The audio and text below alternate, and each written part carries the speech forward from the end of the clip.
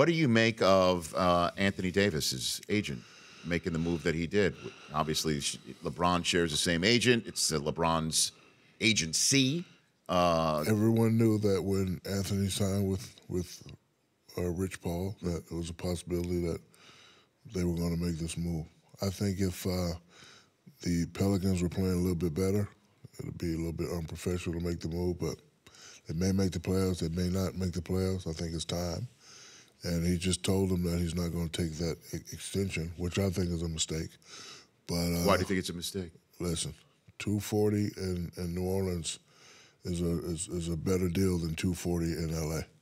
Mm-hmm. Different tax bracket, just whole thing. And then, I just want everybody to compete. Instead of everybody teaming up and trying to win, why don't you try to beat whoever the best is?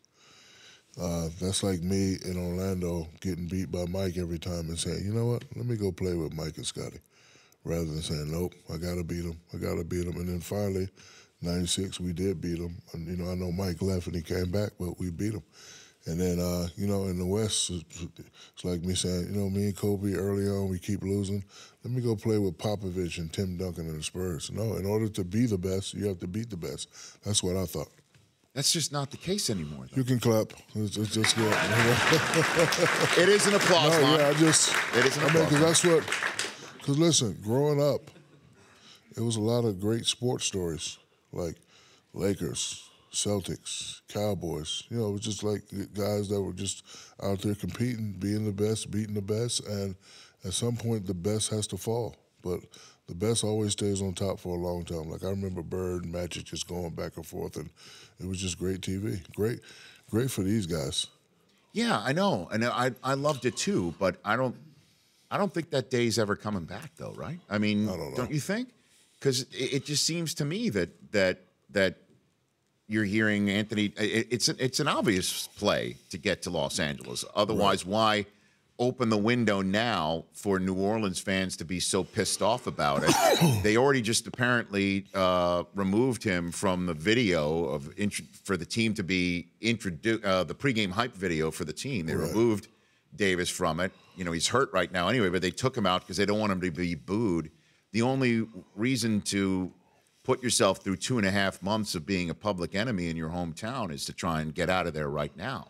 So that's the move. And then there's an idea that Kyrie would be willing to come now because he said that he apologized to LeBron for not realizing LeBron's style before. I mean, it looks like that's coming together right now. I mean, it may. But, the question you have to ask yourself, when all those pieces come to L.A., can they still beat Golden State? I don't think they can. I agree with you. I think this thing. Not yet. Is there anybody right now? No.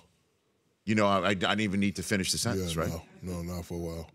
Because Steve Kerr has them playing unbelievable basketball. Like, it's 4 or 5 legitimate stars on the team, but they play so unselfish.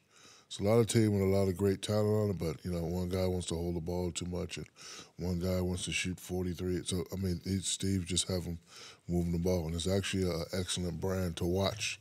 Like, I've watched them many times, and they always play the same way. And Steph Curry is just unbelievable, and KD, and you got DeMarcus coming back. They're definitely gonna be a tough team to beat. But again, when you're dealing with sports, I want a team to challenge them and to try to be able to beat them. Imagine like an underdog like Milwaukee facing them in the final and beating them. That's a great sports story that we can always tell. The Rich Eisen Show, weekdays at noon Eastern on Audience.